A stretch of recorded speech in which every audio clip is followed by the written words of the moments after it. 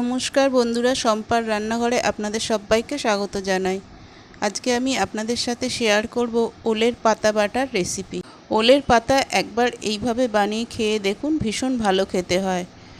আপনি যদি আমার চ্যানেলে নতুন বন্ধু হয়ে থাকেন, প্লিজ আমার চ্যানেলটাকে সাবস্ক্রাইব করে পাশে থাকার অনুরোধ রইল। আসুন তাহলে রেসিপিটি শুরু করি।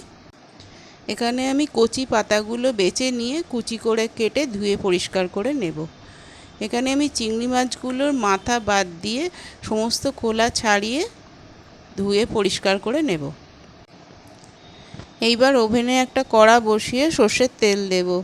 তেলটা গরম হলে আমি তার মধ্যে 2 শুকনো লঙ্কা আর কালো জিরে ফোড়ন দেব, আর ছাড়িয়ে রাখা গোটা রসুনগুলো আমি এর মধ্যে দিয়ে দেব। একটু ভাজা ভাজা হলে এর মধ্যে আমি 3টে কাঁচা লঙ্কা দিয়ে দেব, দিয়ে আর একটু ভাজবো। তারপর এর মধ্যে আমি কুচনো পেঁয়াজ কুচিগুলোকে দিয়ে দেবো।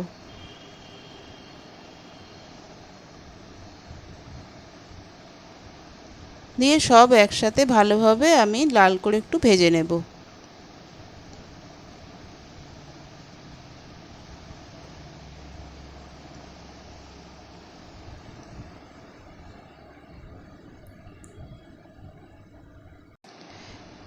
এগুলো ভালোভাবে ভাজা হয়ে গেছে। এইবার আমি এটাকে কড়া থেকে তুলে নেব।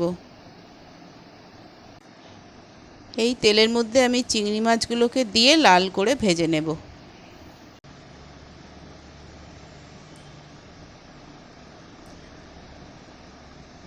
চিংড়ি মাছ লাল করে ভাজা হয়ে গেছে।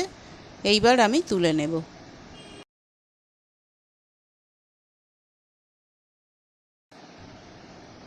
এই তেলের মধ্যে এবার আমি কুচিয়ে রাখা পাতাগুলোকে দিয়ে দেব।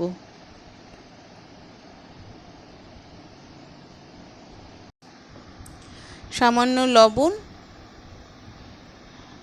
আর সামান্য একটু হলুদ দিয়ে সব একসাথে মিশিয়ে নেব।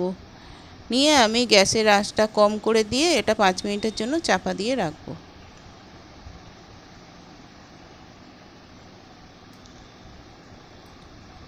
5 মিনিট বাদে আমার পাতাটা থেকে অনেকটা জল বেরিয়েছে।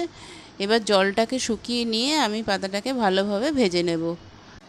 পাতাটা ভালোভাবে ভাজা হয়ে গেলে আমি নামিয়ে নিয়ে ঠান্ডা করে একটা মিক্সিং জারের মধ্যে পাতাটা, পেঁয়াজ ভাজা আর চিংড়ি মাছ ভাজাটা একসাথে নিয়ে একটা পেস্ট বানিয়ে নেব। এইবার কড়াতে সামান্য সর্ষের তেল দিয়ে আমি পেস্টটাকে আরেকবার ভালো করে কষে নেব।